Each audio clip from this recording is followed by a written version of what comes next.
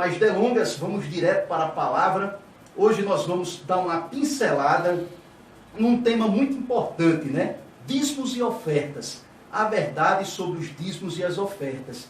A gente muitas vezes, né, queria inserir esta temática no nosso programa, mas a gente evitava justamente para evitar maiores polêmicas, porque esse é um tema polêmico realmente, não é verdade? Mas lembrando a vocês que vamos dar uma pincelada, se não der tempo tudo, porque hoje a gente tem que também continuar o estudo de Apocalipse, né? Nós estamos no capítulo 17 e vamos dar continuidade ao estudo de Apocalipse. Então a gente vai espremer aqui um pouquinho, ainda tem bastante tempo, mas a gente vai, com certeza, comportar toda a temática aqui dos dois temas e com certeza vai dar certo, querendo Deus, discorrer sobre esses temas aqui tão importantes. Então, a verdade sobre os dízimos e as ofertas. Meus queridos, e aqui vai a primeira pergunta, né? Vocês acham que os dízimos praticados hoje, usualmente, eles ainda continuam em voga? Ou o significado dos dízimos, conforme é ministrado hoje, pregado hoje, confere realmente, né, com as Sagradas Escrituras? Ou ficou apenas na Antiga Aliança, né? Ou ficou como uma prática da Antiga Aliança? E aqui a gente vai utilizar os textos bíblicos, né, para embasar aquilo que nós acreditamos ser genuinamente o que o Senhor quer nos mostrar através da sua palavra, e fundamentando para que possa ficar bem sedimentado, de forma comprobatória, aquilo que realmente estamos defendendo, aquilo que nós acreditamos ser a verdade. Em primeiro lugar, para desmistificar a palavra dízimo.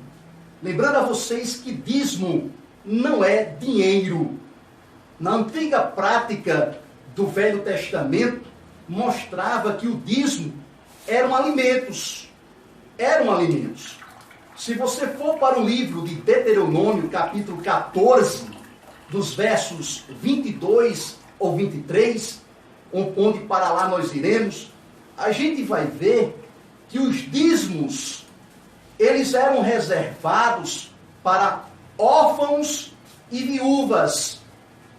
E a prática antiga mosaica mostrava que a prática da doação dos dízimos se dirigia aos antigos levitas.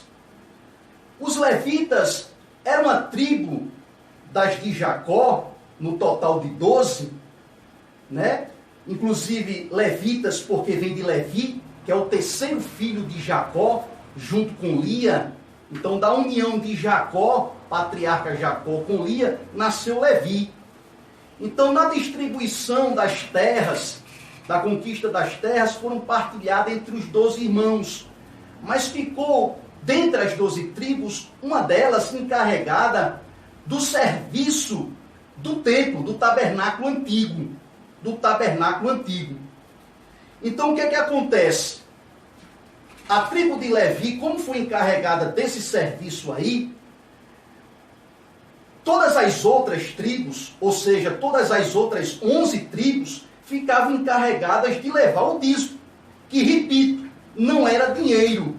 E lembrando a vocês que na época já existia dinheiro, na época já existia a figura do dinheiro, conforme está escrito no próprio livro de Deuteronômio, capítulo 14, do verso 25 ao 26. Mas vamos lá, né, o livro de Deuteronômio. O livro de Deuteronômio é um dos 5 livros iniciais da Bíblia, né? É um dos Pentateucos. No capítulo 14, verso 22, diz o seguinte: certamente darás os dízimos de toda a novidade da tua semente, que cada ano se escolher do campo. E perante o Senhor teu Deus, no lugar que escolher para ali fazer habitar o seu nome, comerás os dízimos. Veja o que a Bíblia diz, eu vou ler de novo. E ali comerás os dízimos do teu cereal, do teu mosto, do teu azeite, e os primogênitos das tuas vacas e das tuas ovelhas, para que aprendas a temer ao Senhor teu Deus todos os dias. Então veja aí o que diz, né, o escritor de Deuteronômio, quando ele diz que comerás os dízimos. Então, se o dízimo fosse dinheiro, se o dízimo fosse moeda, não era determinado para que se comesse. Então, o que era dízimo antigamente? Era mantimento. Era mantimento, né, para as pessoas que viviam do serviço do templo. Aí você pode dizer, mas na época não existia dinheiro. Existia. Capítulo 14, verso 25 de Deuteronômio. Vamos lá. Já existia dinheiro nessa época. Então, vende-os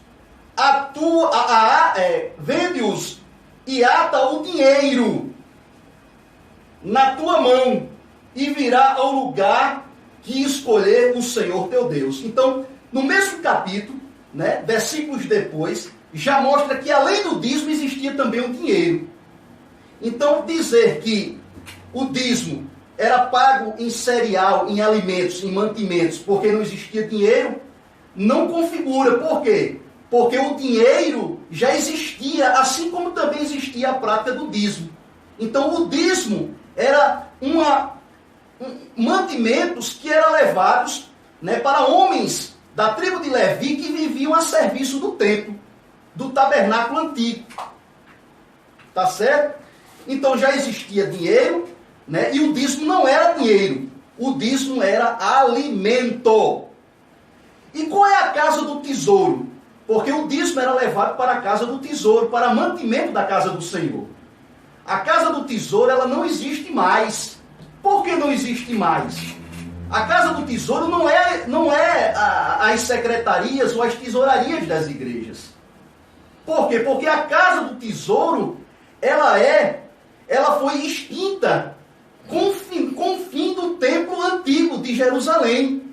A gente sabe que o templo antigo de Jerusalém ele foi destruído no ano 70 pelo general Tito, com a destruição do terceiro templo de Jerusalém.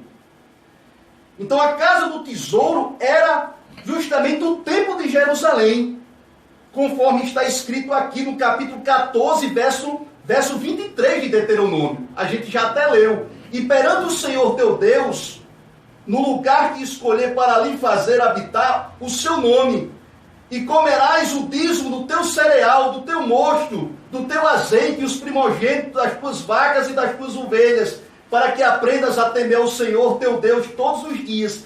Então, como a presença do Senhor é santa, foi edificado um tabernáculo, né, para ali, através dos sacerdotes, né, o homem ter a comunhão com Deus através da mediação dos sacerdotes, que era uma simbologia, que era um símbolo antigo. Porque hoje o templo já não existe. O templo de pedra já não existe mais. Portanto, a casa do tesouro já não existe mais também. O tabernáculo antigo foi extinto, porque o véu do templo foi rasgado de cima a baixo. Então, aquilo que era uma sombra, uma simbologia antiga, hoje já não existe mais. E, portanto, o dízimo já não é uma prática bíblica aceitável, mesmo porque no Novo Testamento não existe nenhuma referência a respeito do dízimo. As referências que há é quando Jesus se refere aos dízimos como prática dos fariseus. Os fariseus, inclusive, davam o dízimo. Mas não era o dízimo em dinheiro, era o dízimo em mantimentos, porque eles praticavam, né, a lei, alguns pontos da lei, alguns rituais cerimonialistas da lei. Então, por conta disso, né, eles também davam o dízimo, mas eles não praticavam o amor e a justiça, que era o principal. Eles eram praticantes religiosos, inclusive davam o dízimo, mas não agradavam a Deus. Eles praticavam a religiosidade, mas estavam com o coração como lobos, distantes do Senhor. Se você for lá no Novo Testamento, Atos dos Apóstolos, capítulo 29, e para lá nós vamos, existe mais uma referência a respeito deste tema que nós estamos tratando. Atos dos Apóstolos, que é quando começa, efetivamente, o Novo Testamento. Lembrando a vocês que Mateus, Matitiorra, Marcos, Lucas e João ainda é Velho Testamento. Então o Novo Testamento vai começar com o nascimento da igreja em Atos dos Apóstolos. Capítulo 29.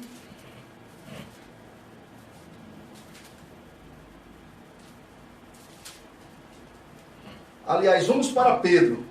Vamos para Pedro, segunda carta de Pedro. Tem mais uma referência lá importante a respeito desse tema que nós estamos tratando. Segundo Pedro, capítulo 2, verso 3. Diz assim: e por avareza farão de vós negócio com palavras fingidas, sobre as quais já de largo tempo não será tardia a sentença e a sua perdição não dormita. Eu trouxe esse versículo aqui para mostrar que as pessoas que se apropriam, infelizmente, de dízimos e ofertas, que, repito, a verdadeira oferta que Deus quer não é o teu dinheiro. O verdadeiro dízimo, que nunca foi dinheiro, sempre foi mantimento no Antigo Testamento, entendeu? Não é para alimentar os bolsos de templos feitos de pedras. Mas a verdadeira oferta que o Senhor quer é um coração compungido, humilde, sincero perante o Senhor. É isso que Ele quer. Mas infelizmente tem homens, tem mulheres que estão se apropriando da consciência das pessoas, usando a palavra de Deus, deturpando a palavra de Deus, infelizmente para se enriquecer. Tem pessoas que formaram verdadeiros patrimônios, templos suntuosos, que não é nesse templo que Deus quer habitar. Deus quer habitar no teu coração, quer habitar no nosso corpo. É lá o verdadeiro templo de Deus agora. A igreja somos nós, meus amados. Capítulo 1, verso 24 de Colossenses. Nós somos o templo de Deus. Nós somos o templo de Deus, conforme Paulo, em 1 Coríntios, capítulo 6, verso 24. Nós somos o templo de Deus. Não é templos feitos de pedras. Pois é, muitos têm, infelizmente, como diz Pedro aqui, com palavras fingidas, fazendo da palavra de Deus negócio, e a gente tem visto isso hoje. Pessoas fazendo da palavra de Deus, negociando a palavra de Deus como verdadeiro negócio.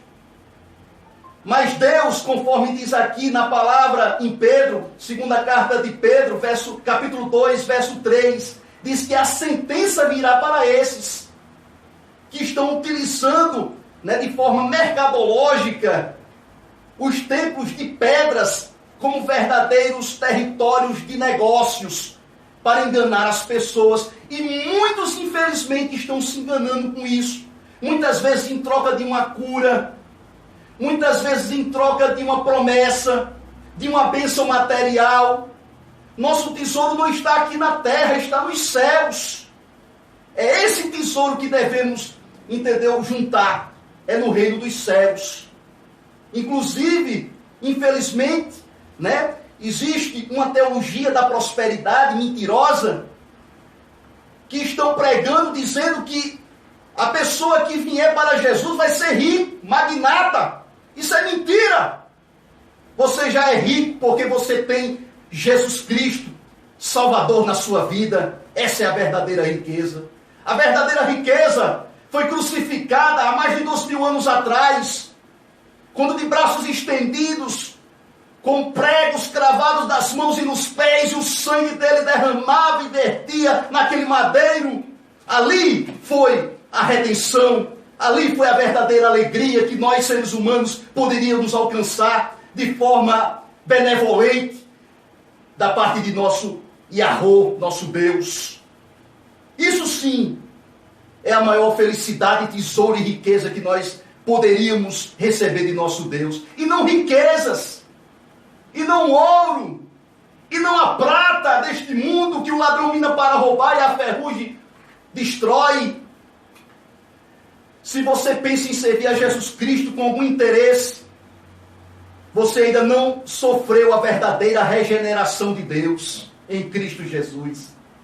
Você ainda não provou do novo nascimento, porque só aqueles que alcançaram o novo nascimento em Jesus Cristo, que provaram desse novo nascimento, vão sentir desapego às coisas desta terra. Certa feita um moço chegou para Jesus e disse: Senhor, o que devo fazer para herdar a vida eterna? E o Senhor olhou para ele e disse: vende tudo o que tens, distribui entre os pobres, e terás uma riqueza nos céus. E aquele homem olhou para um lado, olhou para outro, se entristeceu, e o Senhor muito mais do que ele, porque sabia que a escolha dele era uma escolha errada. E ele, desarmado por estas palavras de Jesus, deixa o caminho que era melhor para ele, que era seguir Jesus Cristo, e prefere abraçar suas próprias riquezas. Então a escolha errada, escolha essa que muitos têm feito, achando que está nos bens materiais a maior felicidade da sua vida, e começam a juntar tesouros, como se fosse viver 1000 anos, 2000 anos. E acumulando, isso vai se tornando um vício. Vai se tornando uma máquina mortífera de fazer dinheiro e riquezas, mas que, como se diz, deixará tudo aí, porque nem o corpo pertence a nós mesmos, porque o corpo um dia tombará à sepultura e será devolvido à terra, porque nós nada temos, nada nós temos, mas as pessoas insistem em achar, por causa da sua arrogância, que tem alguma coisa. Então, voltando aqui para o estudo, para quem se destinavam os dízimos? Para quem? Eu já até adiantei para vocês, para a tribo de Levi. Existe alguém ainda da tribo de Levi presente no presente século? Eu creio que não. Não existe ninguém descendente da tribo de Levi, porque a tribo de Levi não existe mais. Então era para esses que era destinado os dízimos e as ofertas. E lembrando, dízimo não era dinheiro, dízimo era alimento para mantimento dos levitas. E quem eram os levitas? Levitas eram aquelas pessoas encarregadas, pela mobilidade do templo móvel, o tabernáculo móvel. Então eles eram encarregados dos serviços cerimoniais, dia a dia do templo. Então, eles foram escolhidos dentre as outras tribos para justamente esse serviço, onde as demais tribos se encarregavam de levar o mantimento para a manutenção desses levitas no serviço do tabernáculo. E o resto, o sobejo deveria ser destinado para os órfãos e viúvas e aos estrangeiros. É como diz lá em Malaquias. E toda vez que o herege, me desculpe a expressão, vai falar sobre dízimos e ofertas, eles remetem para Malaquias capítulo 3. E eles distorcem a palavra de Deus. Por que eles distorcem? Porque eles querem distorcer, conforme 2 Pedro, capítulo 2, versículo 3, ao seu bel prazer, com palavras fingidas, apenas para fazer da palavra de Deus negócio, para negociar as coisas do Senhor. Mas olha o que diz aqui. E geralmente o herege, ele faz o seguinte, ele pega um texto, e começa a seu bel prazer interpretar, onde a gente sabe que um princípio hermenêutico é você ler todo o contexto, para não virar heresia, para não deturpar a palavra de Deus. E diz assim a palavra: mas quem suportará o dia da sua vinda?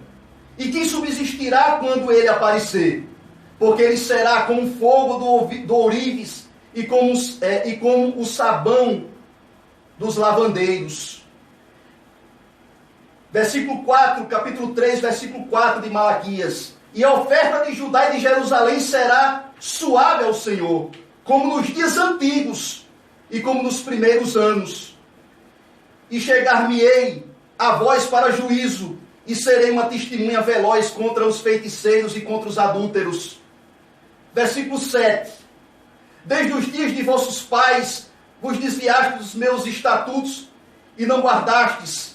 Tomai vós para mim, e eu tomarei para vós, diz o Senhor dos Exércitos, mas vós dizeis, em que havemos de temer?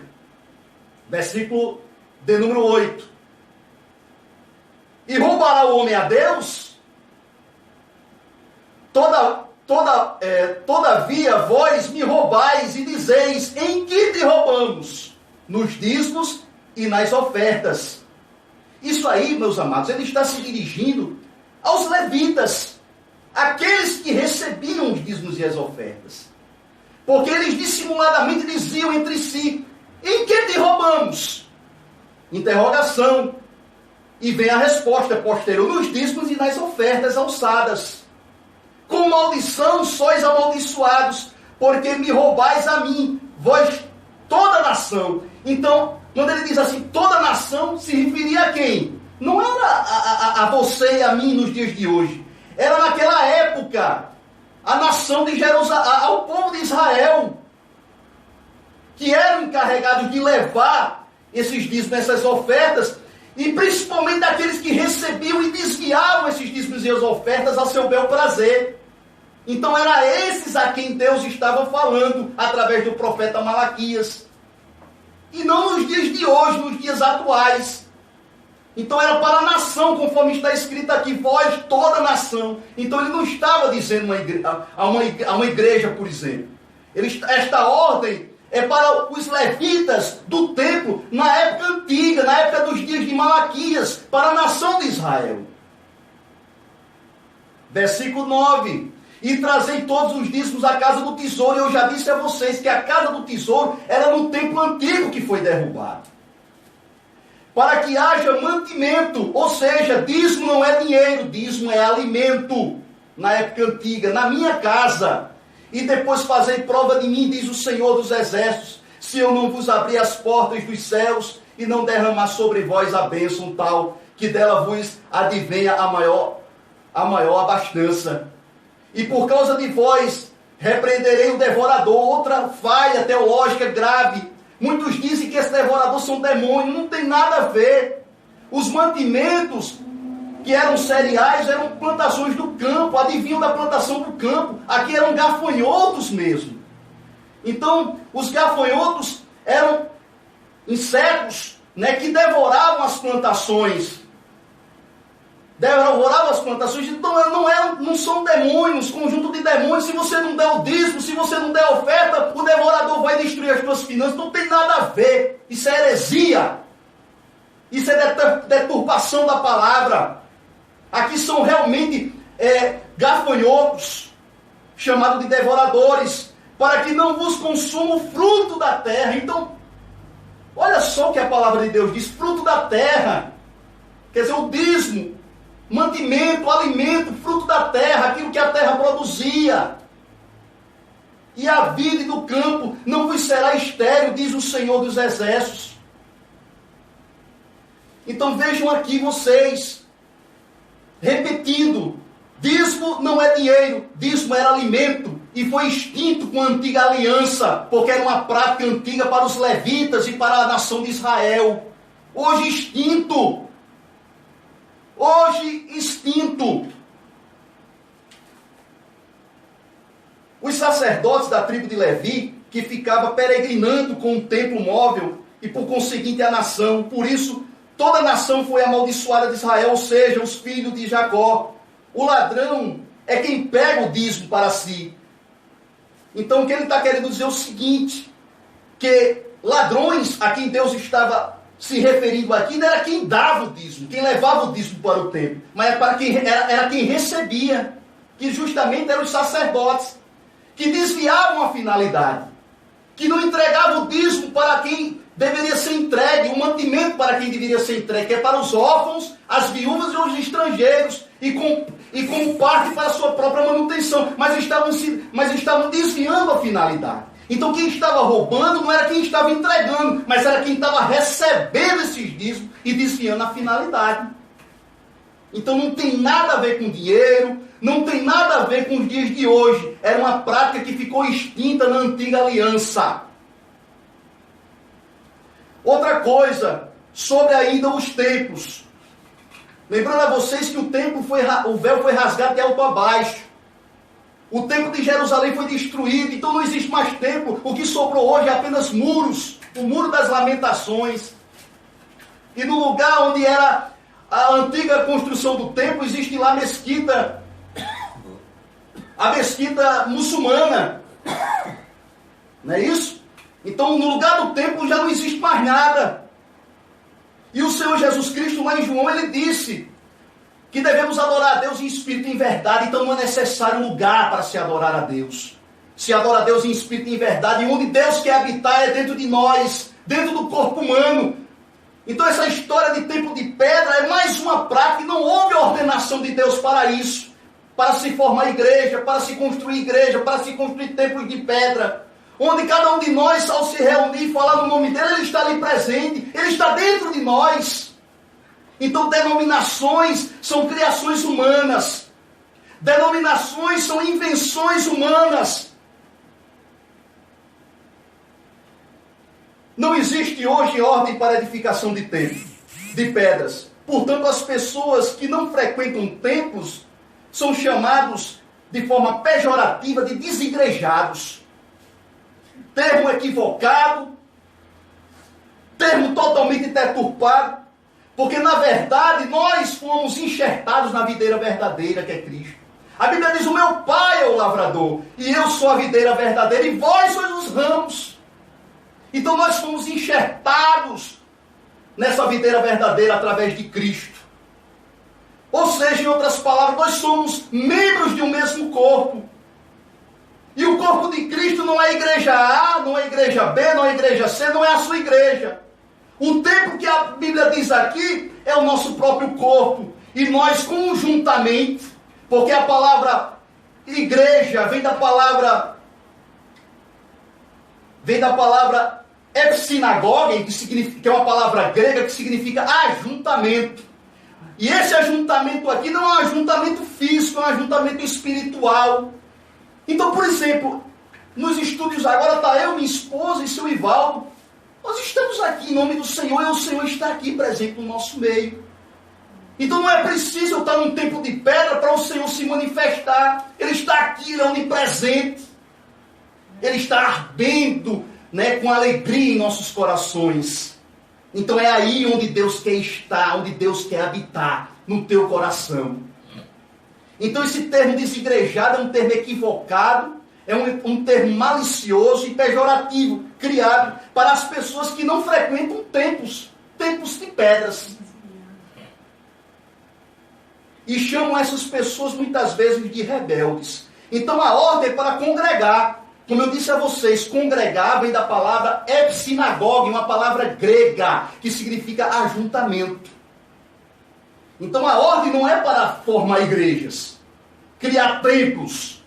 A ordem é para ajuntar-se, para congregar, no sentido, de buscar espiritualmente nosso Pai, nosso Deus eterno, nosso Yahweh, nosso Yahushua.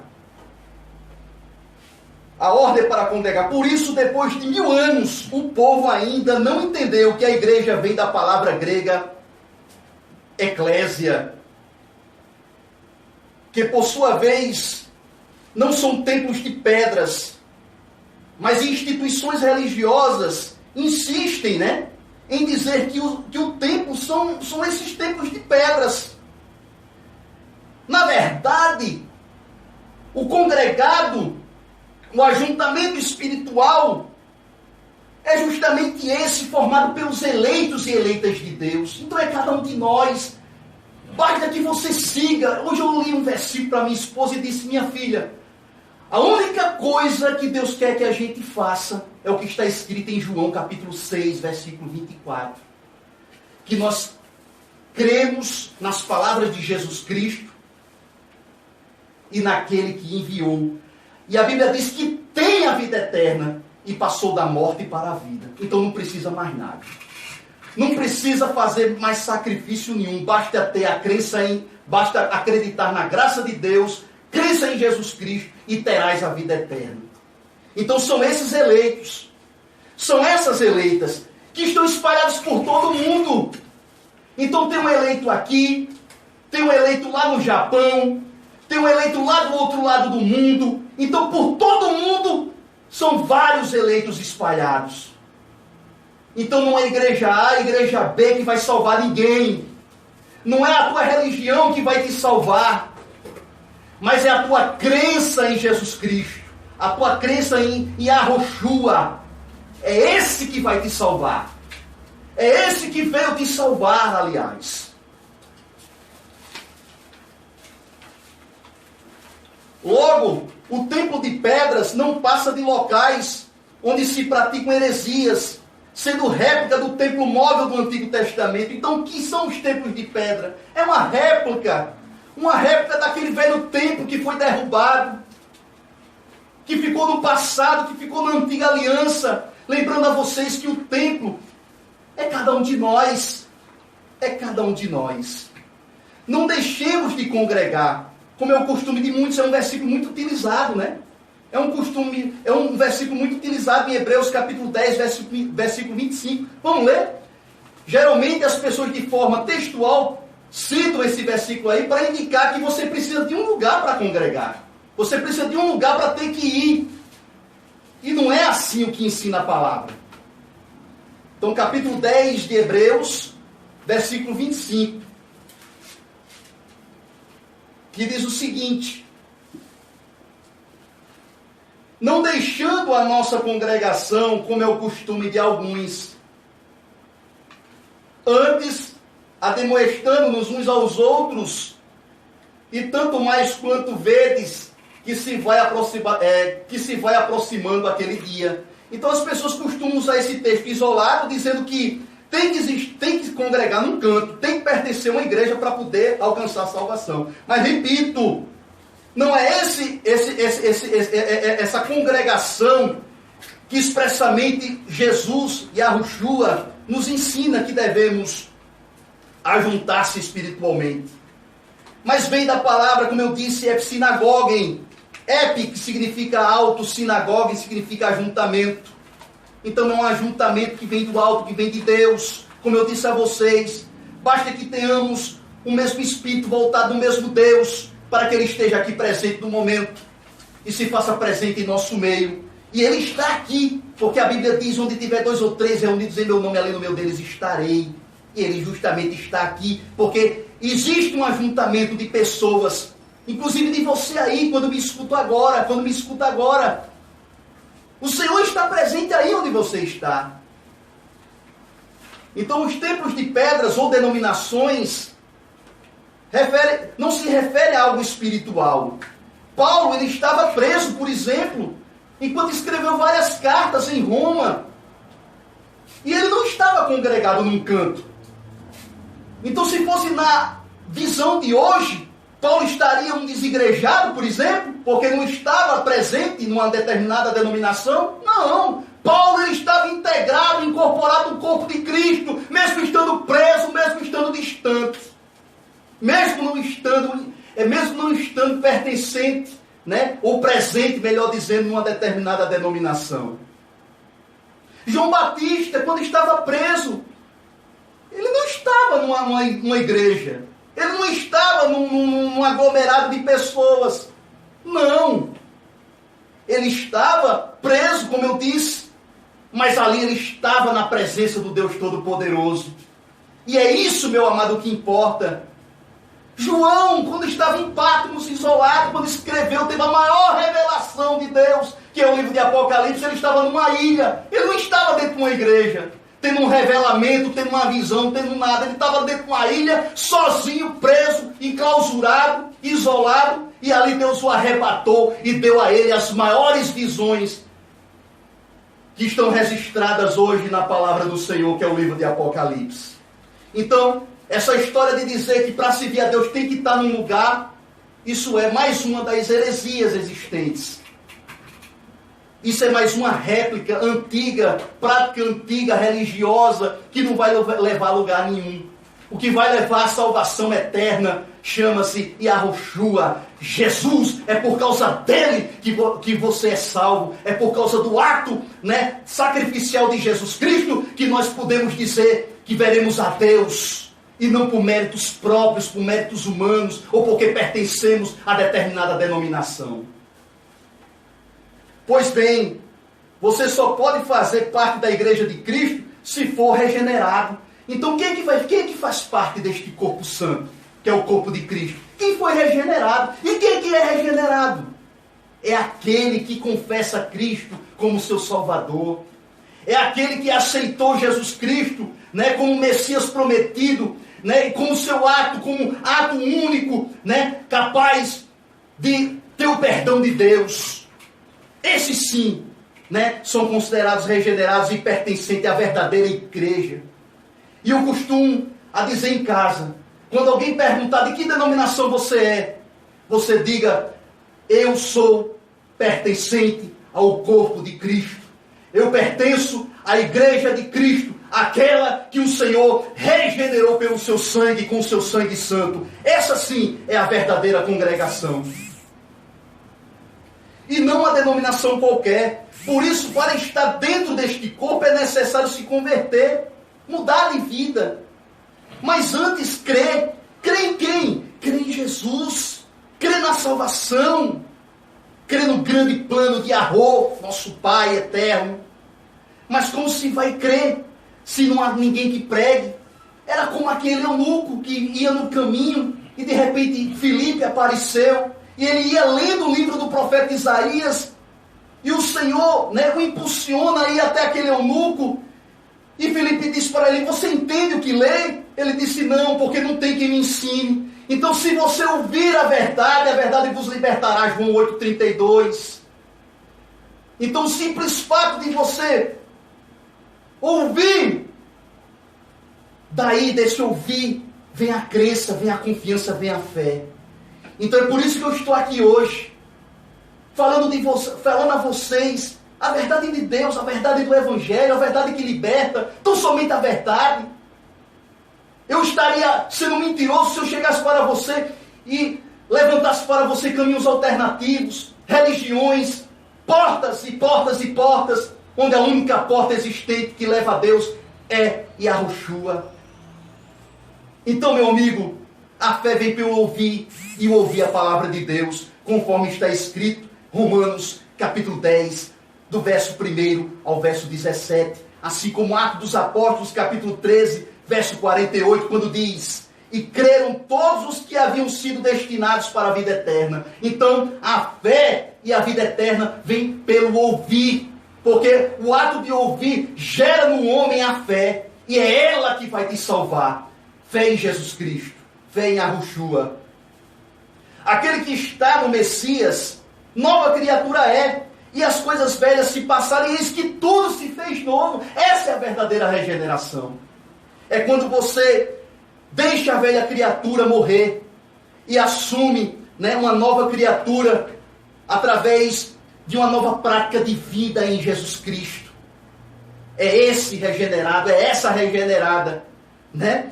Conforme está aqui em 2 Coríntios capítulo 5, verso 17, ou seja, a nova criatura não tem como tornar a ser velha criatura de novo.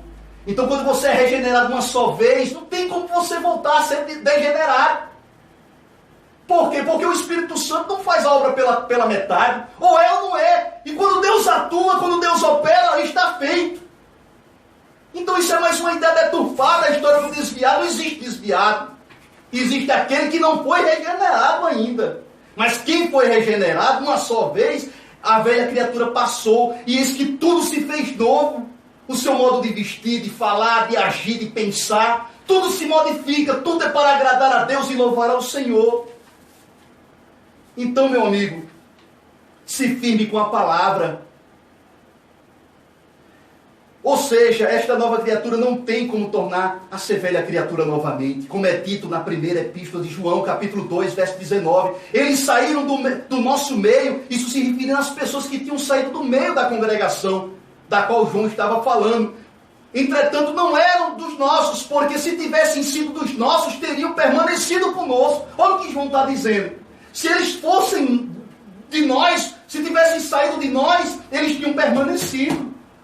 Eles tinham permanecido, apesar das lutas, apesar das dificuldades, apesar das perseguições, mas tinham permanecido porque eram deles. Se saíram é porque não pertenciam ao Senhor, é porque não eram regenerados, é porque não se identificavam com a mensagem da cruz. Todavia, eles se foram porque não foi manifesto neles o novo nascimento, a regeneração. Se a pessoa não vai à igreja nenhuma, significa que eu não sou denominacionado. Então, não é desigrejado.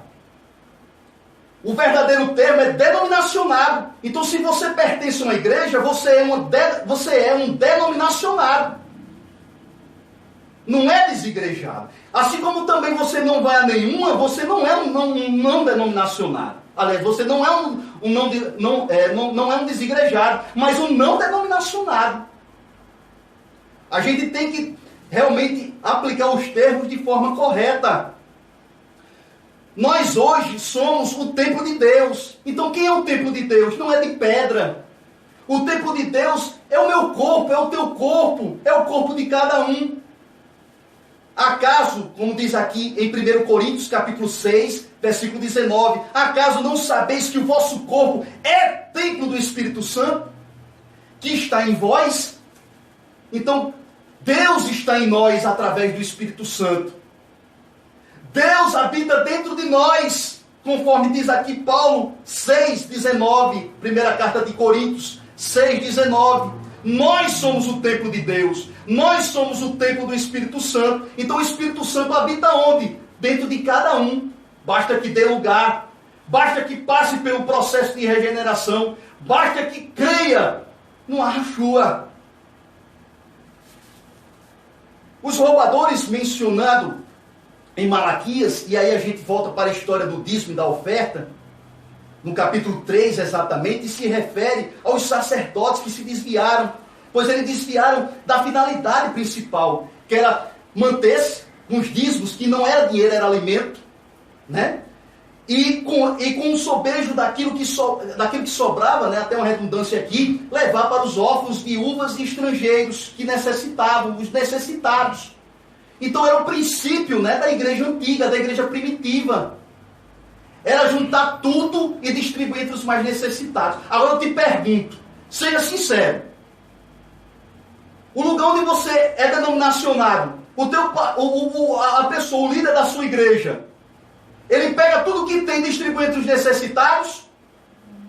Então não está cumprindo a finalidade que está escrito lá em Atos dos Apóstolos, nos primeiros capítulos, onde tudo que se obtinha através da venda de fazendas, de pertences, de bens materiais, eram vendidos e distribuídos entre os mais pobres. Então, se não acontece isso, se só serve para enriquecer o teu pastor, ou quem quer que seja, então não está cumprindo a finalidade, está se desviando da finalidade principal, que é justamente ajudar os mais necessitados. Pois não direcionavam os órfãos e as viúvas, ainda mais os dízimos, eram mantimentos ou alimentos, como eu estou dizendo aqui, não era dinheiro. Acabam oprimindo por torpe ganância. Quem que oprime por torpe ganância?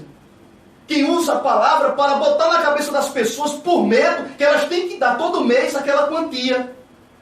Onde aquela quantia só serve, como eu disse, para enriquecer, para tornar rico pessoas que deveriam trabalhar. Isso sim, dar duro, dia a dia, como muitas pessoas fazem. E não pegar de quem não tem quase nada, ou de quem tem muito pouco. Já vi gente, meus amados, pegando até o dinheiro da energia que ia pagar na lotérica. E o pastor botar na cabeça dessa pessoa que tinha que levar esse dízimo para a igreja. Meu amado, paga a tua conta. Se você está com dúvida, compre alimento para os teus familiares. Assim você estará fazendo a vontade de Deus, porque amar o próximo como a si mesmo é princípio bíblico, é mandamento de Deus. Alimenta a tua família, cumpra as tuas responsabilidades. Deus não quer o teu dinheiro, Deus simplesmente é dono de tudo. Deus é dono do ouro, Deus é dono da prata, Deus não quer dinheiro de ninguém. Aí vem aquela justificativa dizendo que é para manutenção da igreja. Meu amado, não precisa de templo físico para se adorar a Deus. Se você botar umas cadeirinhas e começar a louvar a Deus e a meditar na palavra, Deus já está presente ali e você vai estar fazendo a vontade do Senhor. Ainda temos um tempinho.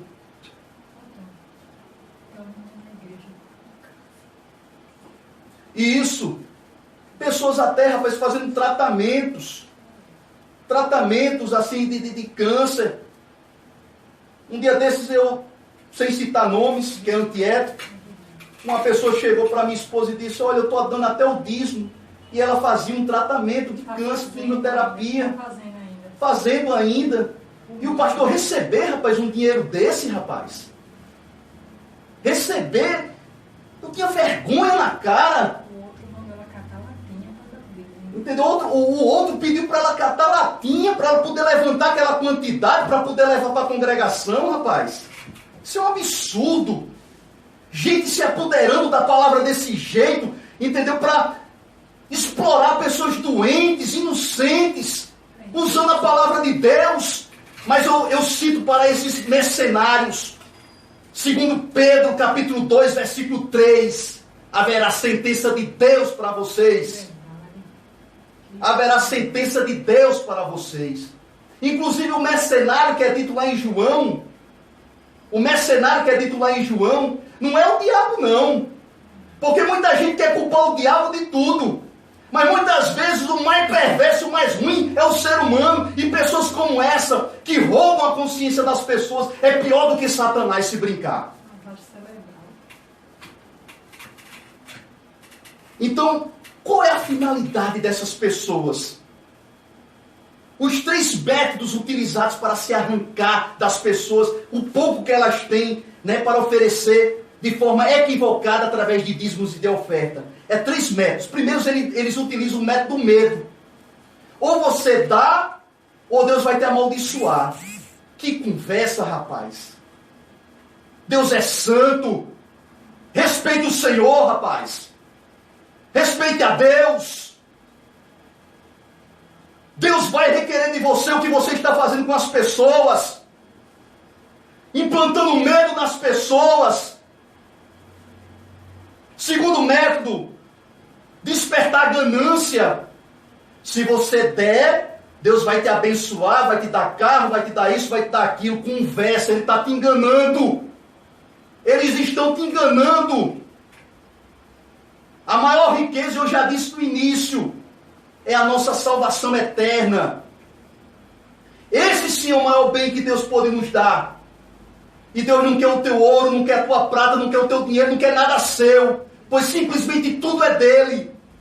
Então despertar no ser humano a ganância. Aí fica aquela barganha, né? Ah, eu vou dar. Porque se eu der, o Senhor vai retribuir. Vai me dar em dobro. Vai me dar em triplo. Vai me dar 10 vezes mais. Meu amigo, raciocine. Pense fora da caixa. Olhe para a palavra. Onde é que tem dizendo aqui na Bíblia Sagrada? Porque simplesmente o simples fato de você estar vivo é graça de Deus. Deus não quer nada seu para te dar aquilo que você precisa. Ele dá porque Ele te ama. Ele dá porque Ele nos ama. Ele dá porque o amor dele é infinito. Ele não dá porque você vai dar 10% a Ele. Ele não dá porque você vai dar o teu dinheiro a Ele, porque você vai oferecer a tua casa a Ele. Estamos retrocedendo, por acaso? Estamos voltando à época da Idade Moderna, onde se vendia indulgências? que as pessoas odiavam o céu, cada um que levasse um pedaço de terra e tinha um lugarzinho no céu. Estamos retrocedendo à idade das trevas, à idade média. Deus não quer o teu dinheiro, então eles despertam nas pessoas a ganância. O ser humano já é naturalmente ganancioso e utilizam essa teologia da prosperidade para justamente estimular nas pessoas aquele sentimento de barganhar com Deus. Essa teologia é falida, é mentirosa, ela é antibíblica, é herética. E terceiro, despertar no ser humano o sentimento de culpa, é como eu estava dizendo.